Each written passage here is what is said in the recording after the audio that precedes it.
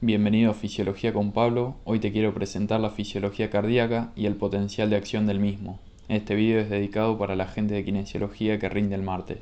Empezamos. Trataré los siguientes temas: la generalidad de esa histología del músculo estriado cardíaco, su anatomía y su fisiología, el potencial de acción, el periodo refractario y el acoplamiento éxito-contracción. Se lo puede entender al corazón como dos bombas separadas. Vamos a tener una aurícula derecha, una aurícula izquierda, un ventrículo izquierdo y un ventrículo derecho. A su vez se va a decir que el corazón es dos bombas separadas debido a que tenemos un corazón derecho, el cual va a impulsar sangre carboxigenada, es decir, rica en dióxido de carbono, hacia los pulmones. Esto para que realice la hematosis y es dada por las arterias pulmonares. A su vez se dice que es una bomba bicameral porque tenemos una aurícula y un ventrículo derecho dentro de la misma bomba. En cambio, en la bomba izquierda o corazón izquierdo tenemos una aurícula izquierda y el ventrículo izquierdo, los cuales van a impulsar sangre oxigenada hacia los tejidos mediante la aorta.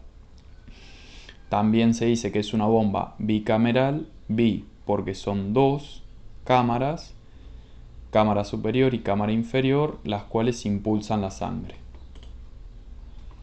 Tenemos tres tipos de músculo: el músculo auricular, el músculo ventricular y fibras musculares que son especializadas para la conducción y la excitación del impulso. Tanto el músculo auricular como el músculo ventricular van a tener una contracción similar al músculo esquelético estriado, pero va a variar principalmente cuánto dura su contracción.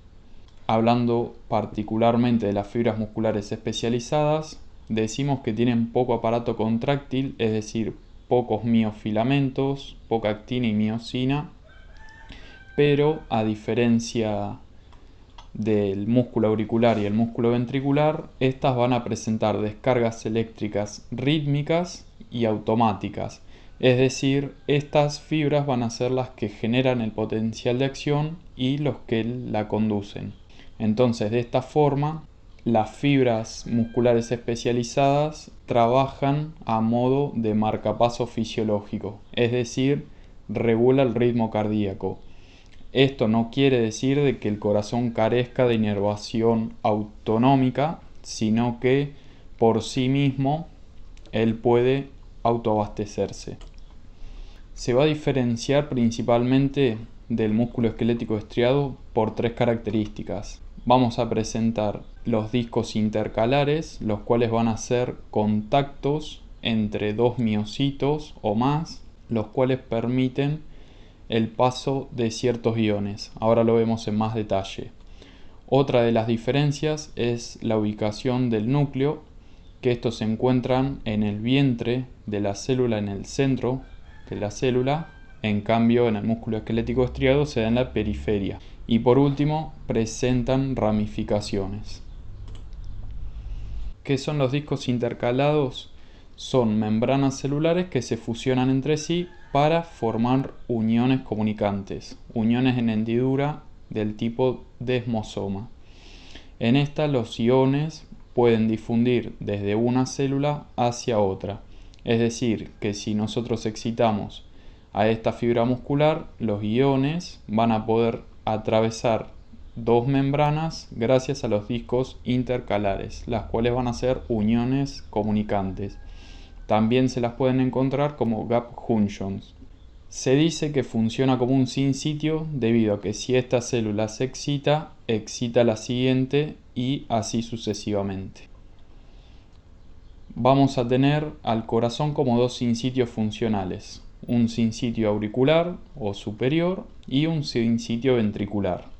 El ventricular comprende al ventrículo derecho y al ventrículo izquierdo, y el auricular a la aurícula derecha y a la aurícula izquierda. Tanto las aurículas de los ventrículos van a ser separados por un tejido fibroso, el cual no es conducente del potencial de acción. Este sí puede conducirse a través del haz aurículo-ventricular, pero es este tejido fibroso el cual no permite la conducción del potencial de acción. Entonces esto da una división funcional de dos sinsitios, los cuales permiten de que las aurículas se contraigan unos milisegundos antes que los ventrículos, funcionando como bombas de cebado, es decir, impulsan sangre hacia los ventrículos para favorecer su llenado. Entonces, en resumen, hasta ahora de lo que vimos, podemos decir que el corazón se puede dividir en dos bombas según la sangre que transporta. La bomba derecha, la cual eyecta sangre carbooxigenada hacia los pulmones, denominada como circulación pulmonar, y la bomba izquierda, la cual eyecta sangre oxigenada hacia los tejidos, denominada como circulación sistémica. Tanto la bomba derecha como la bomba izquierda va a ser una bomba bicameral, bi por dos y cameral por cámara, una aurícula y un ventrículo. A su vez, el corazón va a tener dos sinsitios, un sinsitio auricular y un sinsitio ventricular, ambos separados por un tabique fibroso, el cual no es conducente del potencial de acción. Pasando al potencial de acción en el músculo cardíaco, podemos observar que en total, en promedio, va a ser de 105 milivoltios, comenzando desde menos 85 hasta más 20, en lo que se conoce como una espiga inicial, la cual es continuada por una meseta. Esta meseta va a durar alrededor de 0,2 segundos, que va a ocupar la mayor parte del potencial de acción. En relación al músculo esquelético estriado, va a durar hasta 15 veces más por presentar esta meseta. ¿Y por qué se produce esta meseta? Bueno, esto se debe a dos factores. Primero tenemos que entender que tenemos dos tipos de canales principales para lo que es la despolarización. Los canales rápidos de sodio activados por voltaje, que estos son iguales a los que presentamos en el músculo esquelético, pero la primera diferencia de los canales ocurre con los de calcio. Se denominan canales lentos de calcio tipo L, o también denominados como long-lived, que estos se van a mantener abiertos un mayor periodo de tiempo y a su vez su apertura es más lenta. La segunda diferencia funcional importante va a ser sobre la permeabilidad del potasio. Este va a disminuir 5 veces siempre y cuando se mantengan abiertos estos canales recién nombrados. Una vez que se cierran los canales lentos de calcio-sodio, que se da entre 0,2 a 0,3 segundos después del inicio del potencial de acción, en ese punto aumenta la permeabilidad del potasio, dando una pérdida rápida del mismo. Entonces esto devuelve el potencial de membrana de reposo, finalizando así el potencial de acción. El mismo va a contar con 5 fases. La fase inicial, que es la denominada fase 0 o de despolarización, se da por la apertura de los canales de sodio rápido. Es por eso que presenta la espiga. A medida que aumenta el potencial de membrana, estos canales se abren y se van a mantener abiertos hasta más 20 milivoltios, funcionando principalmente los canales I-Na. I significa inward, que es denominada como corriente de sodio. En este caso es una corriente despolarizante. Luego tenemos la fase 1, la cual es denominada como repolarización rápida, que se presenta el cierre de los canales recién nombrados de sodio y la apertura de los canales rápidos de potasio, hito 1. Son denominados así estos canales. Luego presenta la fase 2 o fase de meseta, que ocupa la mayor parte del potencial de acción, que depende principalmente de una continua entrada de calcio y es sostenida por los canales hito 1 y el hito 2. Este último canal, el hito 2, va a ser una corriente de cloro dependiente de calcio. También va a estar funcionando el intercambiador sodio-calcio, sodio-calcio exchanger tipo 1. La tercera fase va a ser la fase de repolarización, en la cual se da la salida de potasio, que es dependiente de los canales I-K. Y por último tenemos el potencial de membrana de reposo o potencial diastólico, el cual es denominado como fase 4. En este gráfico podemos observar las fases del potencial de acción. En la fase 0 tenemos una entrada rápida de sodio, el cual despolariza a la membrana celular. Luego, en la fase 1 se da la salida rápida de potasio mediante los canales Ito-1. En la fase 2 tenemos la entrada de sodio y de calcio mediante los canales IKL, long-lived, y también se presenta la salida de potasio mediante los canales Ito-1 y la salida de cloro mediante los Ito-2. Ito significa inward transient outward, es decir, corriente de salida transitoria. La fase 3 es la salida rápida de potasio mediada por los canales IKR, y por último el potencial de membrana de reposo o potencial diastólico. En este gráfico también se puede observar de otra forma las corrientes entrantes y salientes, en las cuales se va a activar en un periodo inicial los canales de sodio entrando y despolarizando a la célula. Obsérvese que está presente hasta la fase 2. Luego se da la apertura de los canales de calcio y en la fase 3 la apertura de los canales de potasio, así como también en la fase 1. Al igual que en el músculo esquelético, vamos a presentar un periodo refractario. Se denomina como el intervalo de tiempo durante el cual un impulso cardíaco no puede reexcitar una zona ya excitada del músculo cardíaco. En otras palabras, es aquel tiempo en el cual no se puede generar ni conducir un nuevo potencial de acción.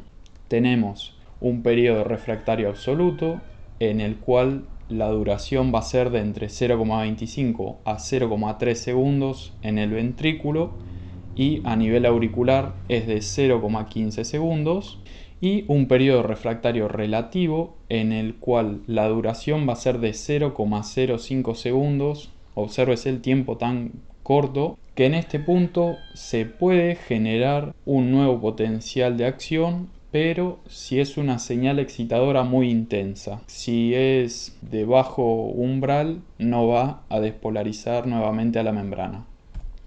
Acá podemos observar cómo la fuerza de la contracción aumenta en todo lo que es el periodo refractario absoluto, y en la porción final tenemos el periodo refractario relativo, que habíamos dicho que era de 0,05 segundos.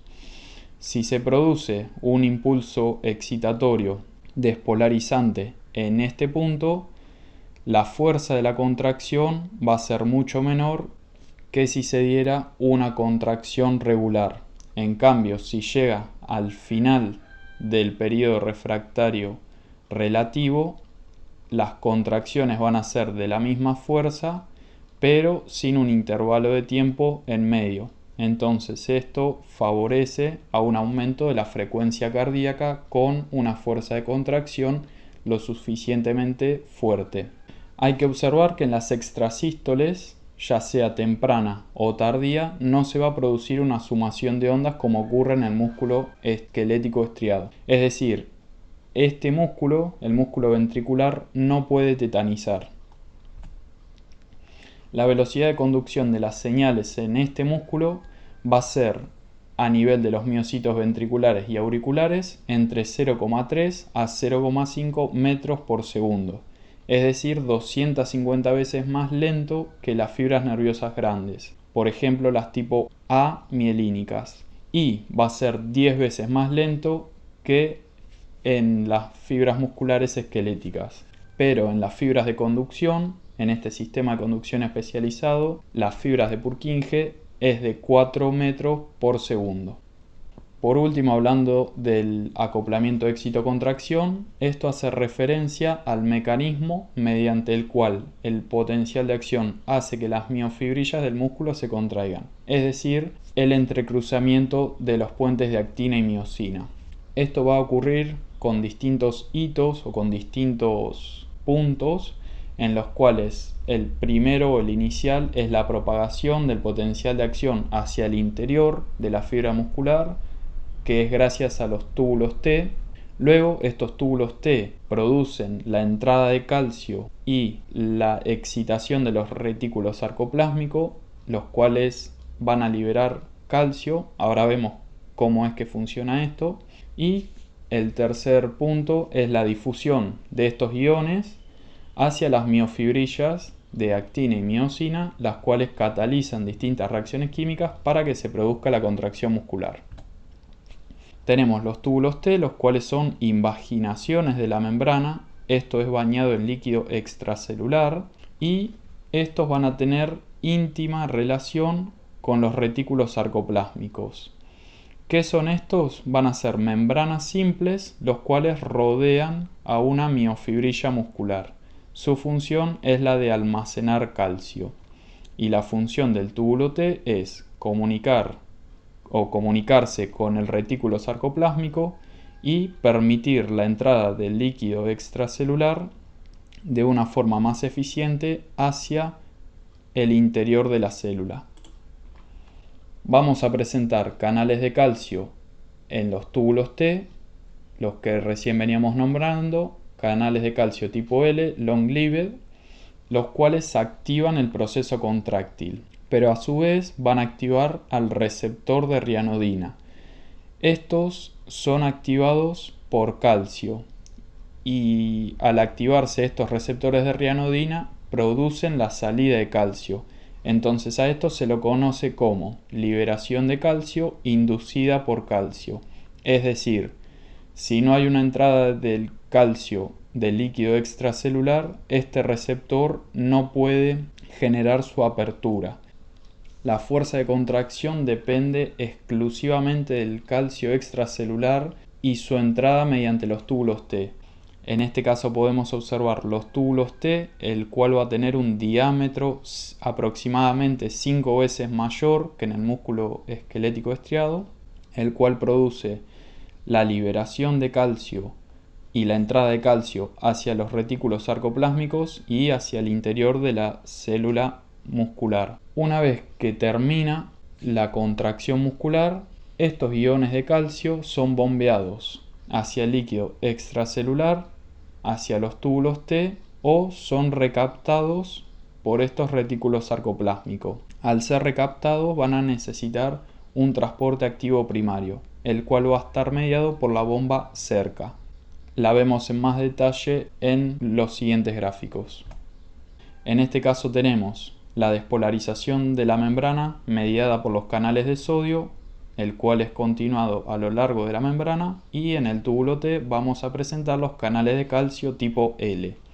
Este produce la entrada de calcio, estimulando al receptor de rianodina, liberación de calcio inducida por calcio, y tanto el calcio extracelular como el intracelular viajan hacia el aparato contráctil, hacia las miofibrillas. Una vez que finaliza la contracción, es decir, la diástole auricular o ventricular, el calcio nuevamente es o recaptado por el retículo sarcoplásmico, que es almacenado gracias a la bomba ATPasa de calcio denominada como cerca tipo 2, ya que la tipo 1 está presente en el músculo esquelético, o también el calcio puede difundir hacia el túbulo T o intercambiado por el sodio-calcio exchanger. Por último, hablando sobre la bomba de calcio ATPasa, o también denominada como cerca, por sus siglas en inglés, ATPasa de calcio ligada al retículo sarcoplasmático endoplasmático, va a bombear el calcio del líquido intracelular hacia el retículo sarcoplásmico y va a utilizar un ATP por cada 2 moléculas de calcio. Este recapta calcio y lo almacena en el retículo sarcoplásmico. A su vez tenemos otras proteínas denominadas como calsecuestrina, la cual aumenta la captación de calcio, es decir, atrae al calcio. Y tenemos otros receptores y canales de calcio que son los de la dihidropirimidina, los cuales también favorecen las corrientes de calcio. Como bibliografía utilicé el tratado de Fisiología Médica de Wheaton and Hall, la 14ª edición, el Boron, Fisiología Médica, y Verne-Levi, Fisiología. Eso fue todo de mi parte. Muchísimas gracias por tu atención y por estar del otro lado de la pantalla. Te deseo un feliz estudio.